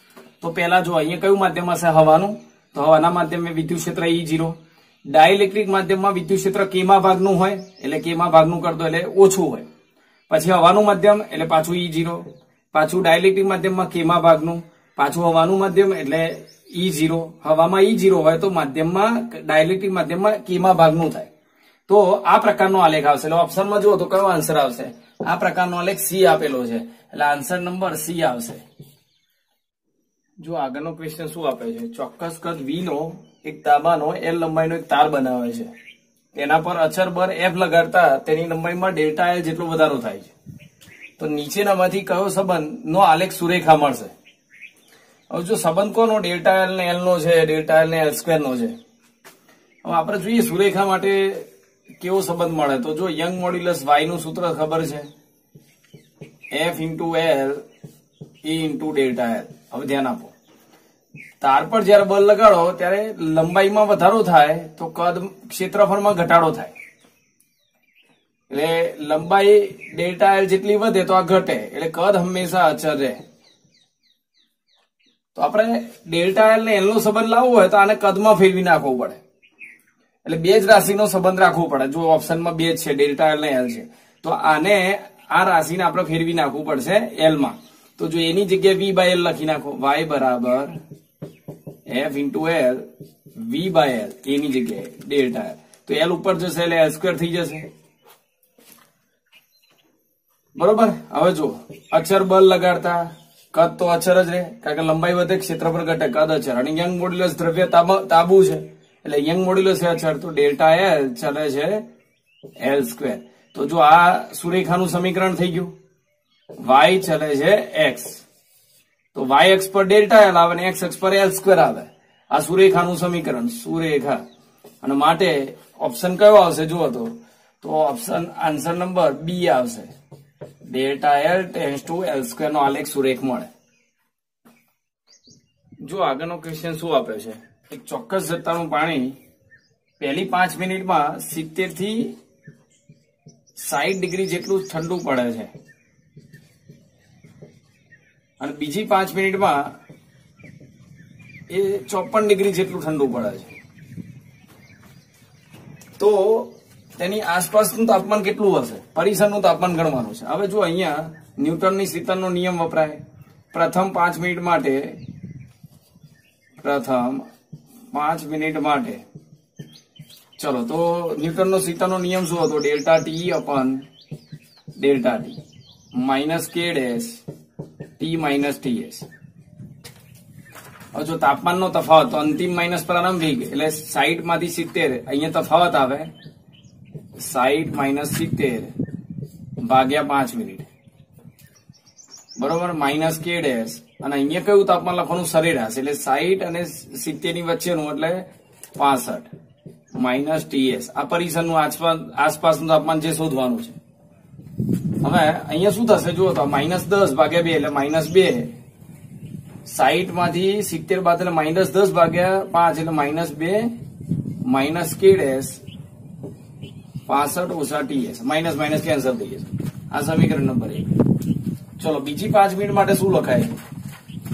બીજી 5 મિનિટ માટે, તો બીજી 5 મિનિટ માટે સમીકરણ શું બનશે? તો ડેલ્ટા ટી એટલે તફાવત જુઓ તો 54 માઇનસ 60 ભાગ્યા 5 માઇનસ કે ડેશ, અને આનું સરેરાશ તાપમાન કેટલું થાય? તો 60 વત્તા 54, આ બે નો સરવાળો ભાગ્યા 2 એટલે 57 ડિગ્રી થાય ઓછા ટીએસ, જે આપણે શોધવાનું છે. આનો તફાવત લો તો 6 ભાગ્યા 5, આમ તો ઓછા 6 અને ઓછા ઓછા કેન્સલ થઈ જાય, 57 ડિગ્રી ઓછા ટીએસ. હવે સમીકરણ 2, હવે એનો ગુણોત્તર લઈ લો. તો જો આ 2 આ બાજુ કે dash 65 minus TS, minus minus બંને બાજુ કેન્સલ, એ રીતે આ બાજુ અહીંયા 6 ભાગ્યા 5 કે ડેશ 57 માઇનસ ટીએસ, તો કે ડેશ કેન્સલ, 2 ઉપર જઈ એટલે 3, આ જો આ 3 અને 5 છેદના છેદમાંથી ઉપર જઈ એટલે 5 ભાગ્યા 3 65 માઇનસ ટીએસ 57 માઇનસ ટીએસ. હવે શું કરીશું ધ્યાનથી જો, આને અહીંયા ગુણી નાખો તો 57 ને અહીંયા ગુણીશું એટલે 5 25 250 અને 21 એટલે 35 એટલે 285 માઇનસ 5 ટીએસ, અને 3 ને અહીંયા ગુણીશું એટલે 6 3 18 અને 6 5 15 એટલે 198 માઇનસ 3 ટીએસ, એટલે આ 3 અહીંયા ગુણી નાખ્યા. હવે શું કરીશું? 198 આ બાદ લઈ લો, નહીં 195. હવે 195 આ બાદ લઈ લો અને 5 ટીએસ આ બાદ લઈ દો એટલે 2 ટીએસ. 5 ટીએસ આ બાદ લાવશો, 5 ટીએસ માંથી -3 ટીએસ એટલે 2 ટીએસ, અને 195 આ બાદ થી બાદ થશે એટલે 195 બાદ થાય એટલે 5 ને એટલે 90, તો ટીએસ બરાબર 90 ભાગ્યા 2 એટલે 45 ડિગ્રી સેલ્સિયસ જેટલું આસપાસના પરિસરનું તાપમાન આવશે. એટલે ઓપ્શનમાં જુઓ તો આન્સર શું આવશે? આન્સર નંબર એ આવશે. જો આગળનો ક્વેશ્ચન શું આપે છે, એક થર્મોડાયનેમિક તંત્ર આલેખમાં દર્શાવે, જો આલેખ આપેલો છે તો પણ હું ફરીથી દોરું છું. અહીંયા આલેખમાં દર્શાવેલ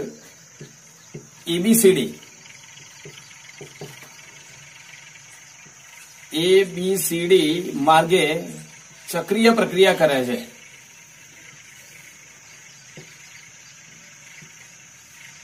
અહીંયા આ રીતે આપીશું, આ P0, 2P0 અને 3P0, અને અહીંયા આપી છે V0 અને 2V0. તો આ પ્રક્રિયામાં થતું કુલ કાર્ય. હવે જો આ રીતે ચક્રીય પ્રક્રિયા આપી છે ABCDA. હવે જો પેલા એક ડાયરેક્ટ જવાબ લખવો હોય તો પણ લખી શકાશે. અહીંયા આ પ્રક્રિયામાં થતું કાર્ય એટલે બંધ માર્ગ વડે ઘેરાતા ભાગનું ક્ષેત્રફળ. આમાં જેટલો ઘેરાતો ભાગ અહીંયા છે એટલો ભાગ અહીંયા છે, તમે જોઈ શકો છો. આમાં વિષમગળી દિશામાં ચક્રીય પ્રક્રિયા છે, આમાં સમગળી દિશામાં છે. એટલે આ કાર્ય ઋણ થાય તો આ કાર્ય ધન થશે, અને પરિણામે કુલ કાર્ય બંને સરખા છે. એટલે આ ધન અને ઋણ એટલે કુલ એટલે બેનો સરવાળો 0 થઈ જશે. એટલે આન્સર નંબર ડી આવશે. હવે જો કોઈને આ રીતે ના ગણવું હોય તો તમે ક્ષેત્રફળ લઈ શકો. પેલા હું અહીંયા લઈ લઈશ OAD નું ક્ષેત્રફળ નીચેના ભાગનું, એટલે પહેલું કાર્ય બરોબર. આ ભાગનું ક્ષેત્રફળ જો કાર્ય કેવું થશે તો 1/2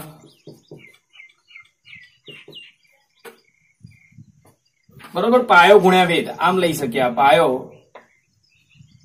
તો પાયો કેટલો થશે 2V0 માંથી V0 બાદ એટલે V0, અને વેદ એ P0 કારણ કે 2P0 માંથી P0 બાદ. ચલો પછી OBC નું ક્ષેત્રફળ, OBC નું ક્ષેત્રફળ તો -1/2 પાયો કેટલો થાય આટલો એટલે V0, અને વેદ કેટલો તો આટલો ઉભો એટલે 3V0 માંથી 3P0 માં 2P0 એટલે P0. એટલે ટોટલ કુલ કાર્ય W1 પ્લસ W2 એટલે આ ધન છે ના ઋણ છે એટલે ટોટલ 0 થઈ જશે. અને આ ઋણ કેમ લીધું? આ વિષમગળી દિશામાં કાર્ય એટલે ઋણ, આ સમગળી દિશામાં એટલે ધન. એટલે આન્સર નંબર ડી આવે. આગળનો પ્રશ્ન શું આપ્યો છે? એક પરિમાણિક વાયુનું દબાણ P અને કદ V છે. સમતાપી રીતે સમતાપી પ્રક્રિયા, તો સમતાપી પ્રક્રિયામાં એનું કદ 2V થાય છે, અને ત્યારબાદ સમોષ્મી પ્રક્રિયામાં સમોષ્મી એનું કદ એ 16V સુધી પ્રસરણ પામે છે. તો તેનું અંતિમ દબાણ કેટલું થાય? અહીંયા દબાણ કેટલું એ શોધવાનું. તો જો અહીંયા દબાણ કેટલું એ પહેલા લાવવું પડશે, અને છેલ્લે આ દબાણ કેટલું એ આપણે લાવવું પડશે. એટલે અંતિમ દબાણ આપણે શોધવાનું છે. અને ગેમા આપેલો છે 5/3, ગેમા આપેલો છે 5/3. ચલો શરૂ કરીએ. તો પહેલા સમતાપી પ્રક્રિયા માટે ચલો ધ્યાનથી જોજો. તો આ દબાણ કેટલું થાય?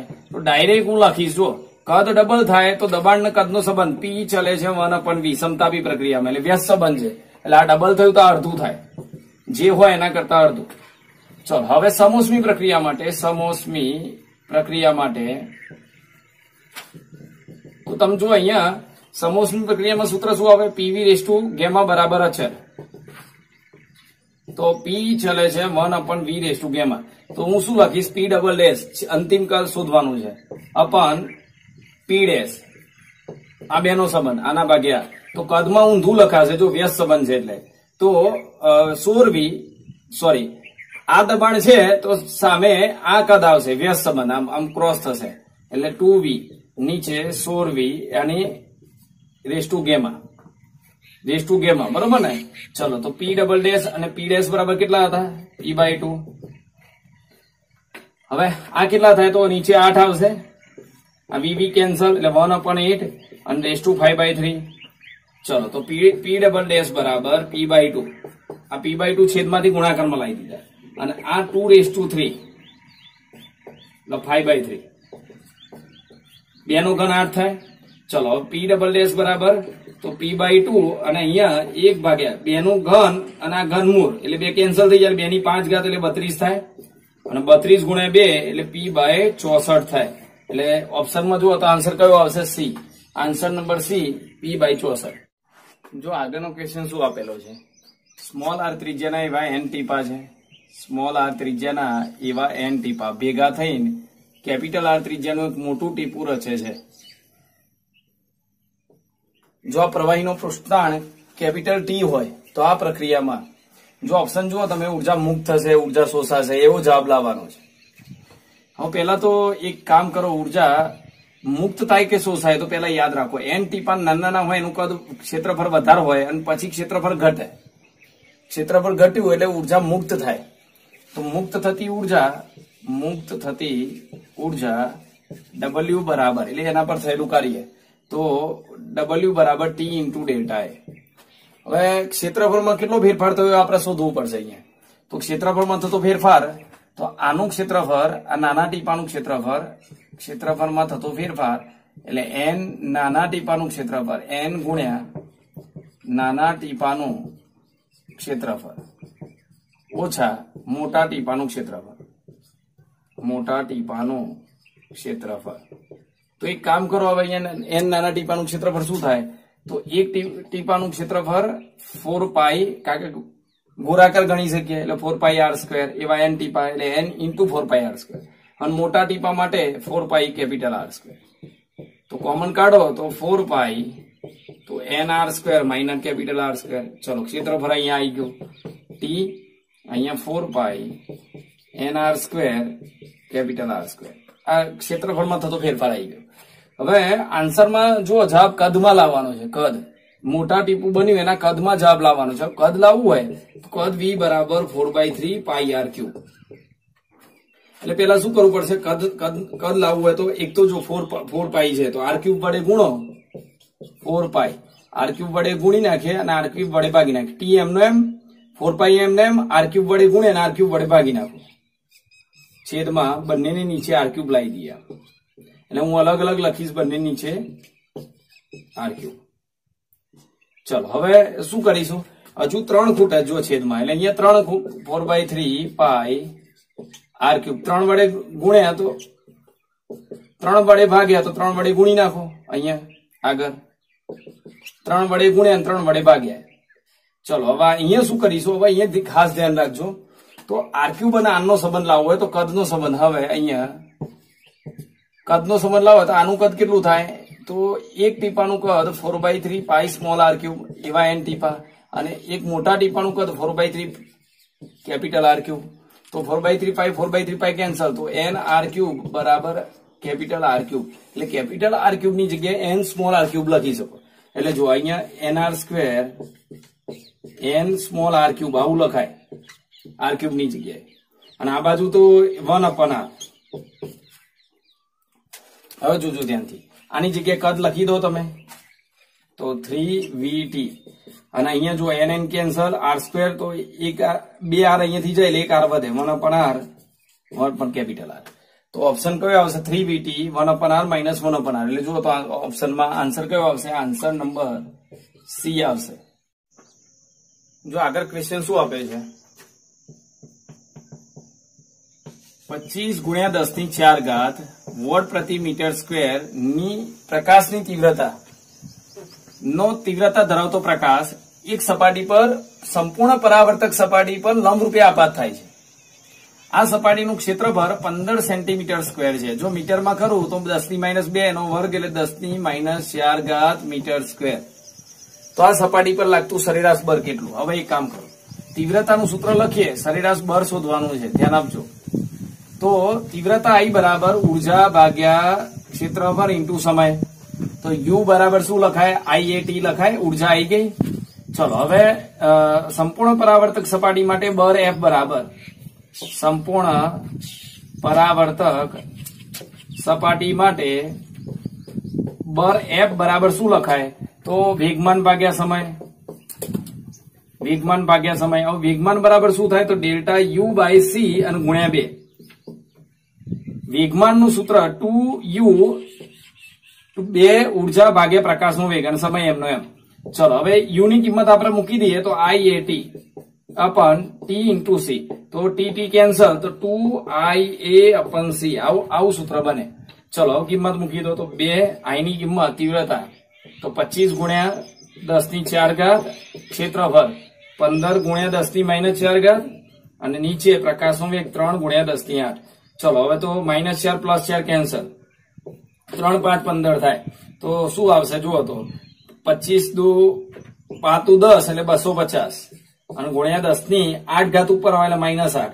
તો 2.5 ગુણ્યા 10⁻⁶ ન્યૂટન જેટલું બળ થાય.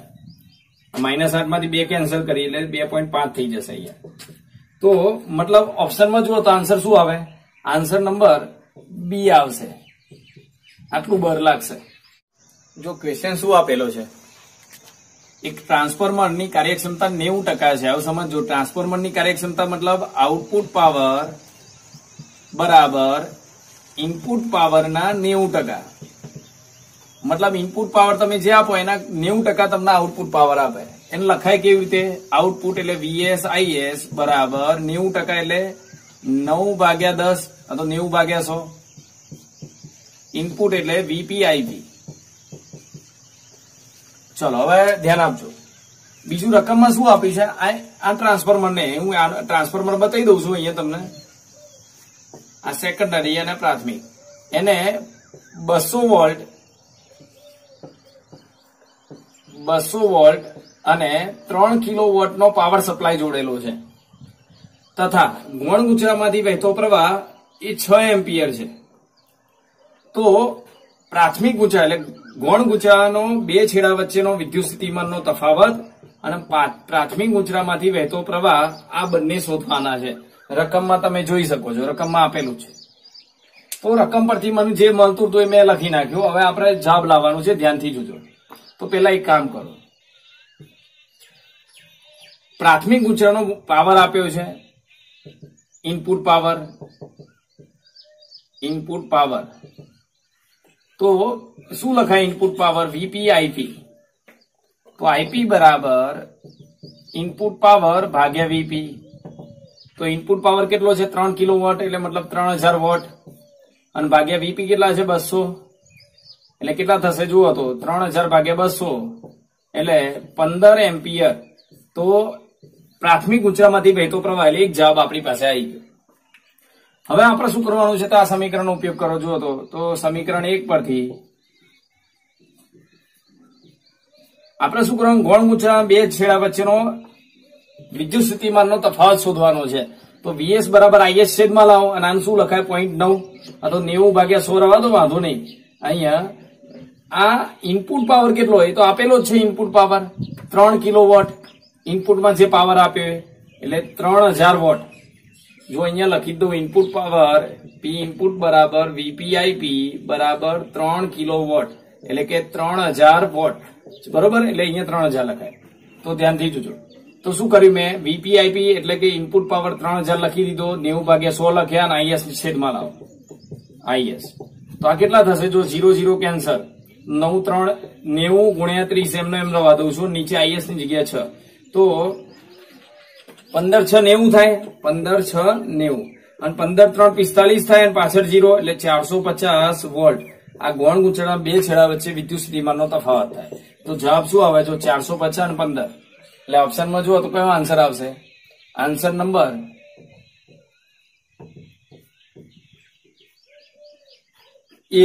બી આવશે. જો આગળ ક્વેશ્ચન શું આપ્યો છે? એક સમસ્થિતિ ચુંબકીય ક્ષેત્રમાં, જો આકૃતિ આપી છે હું ફરીથી દોરું છું. એક સમસ્થિતિ ચુંબકીય ક્ષેત્રમાં એક પાત્રા વાહક તારવાળી R ત્રિજ્યાની રીંગ એ મુક્ત પતંગ કરે છે. શિરોલંબ સમતલમાં મુક્ત પતંગ કરે છે. તો આકૃતિમાં બતાવેલ સ્થિતિમાં આ રીંગના બે છેડા વચ્ચે વિદ્યુત સ્થિતિમાનનો તફાવત કેટલો થાય એ આપણે ગણવાનો છે. હવે જો રીંગના બે છેડા વચ્ચે વિદ્યુત સ્થિતિમાનનો તફાવત એટલે આ ત્રિજ્યા R થાય અને આ ત્રિજ્યા R થાય, મતલબ આ અંતર R થાય. એટલે બંને વચ્ચેનું ટોટલ અંતર 2R થઈ ગયું. હવે બે છેડા વચ્ચે ઉદ્ભવતું સ્થિતિમાન E બરાબર BLV. BV અને L ની જગ્યાએ શું લખાય? તો આ બે છેડા વચ્ચેનું સ્થિતિમાન, બે છેડા વચ્ચેનું અંતર એટલે 2R અને માઇનસ લખીએ છીએ એટલે -2BLVR BRV. એટલે આન્સર નંબર કયો આવશે જુઓ તો, અને આ ખાલી મૂલ્ય જ લખવાનું. લેન્સના નિયમ અનુસાર ઋણ નિશાની આપણે અવગણીએ છીએ. એટલે ઓપ્શન નંબર ડી આવશે.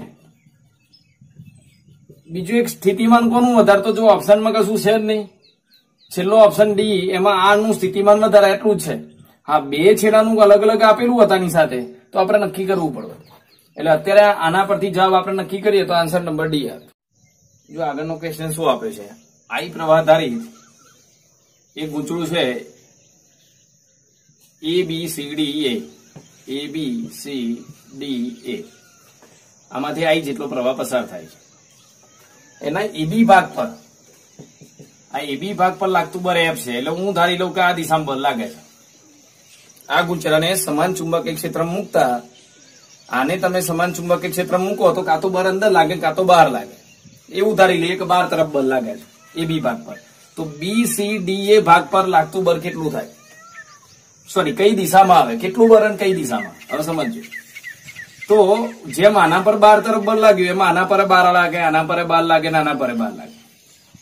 આ ભાગ પર લાગતું બળ આપણે ગણવાનું છે. પણ આ બળ જો આ બે એકબીજાને કેન્સલ કરી દે સમાન મૂલ્યના વિરુદ્ધ દિશામાં, એટલે આ બે કેન્સલ થઈ જાય. તો પરિણામે બળ કઈ તરફ આવ્યું? તો બી સી ડી એ ભાગ પર લાગતું બળ એ -F ની દિશામાં આવે, એટલે આની વિરુદ્ધ આવે અને એટલા જ મૂલ્યનું થાય. માટે આન્સર શું આવે? જો હતો ઓપ્શનમાં આન્સર નંબર બી આવશે.